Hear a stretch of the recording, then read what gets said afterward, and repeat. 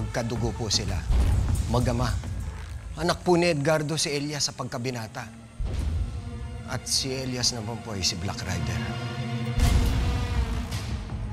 Kung ganun, walang hiya talaga mag-amang yan.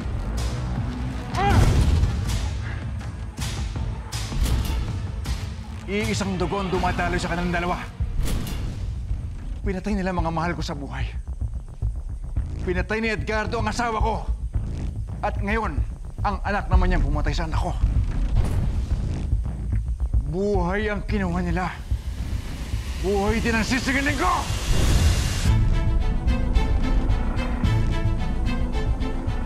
Amang, mahirap po sila banggain.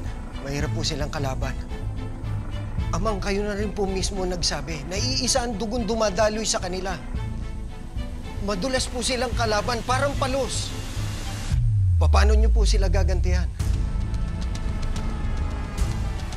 Alam kong mahirap kalaban si Edgardo. Ilang beses akong nabigo para patayin siya. Ganon din, alam kong matinik si Black Rider. Pero may parang pa.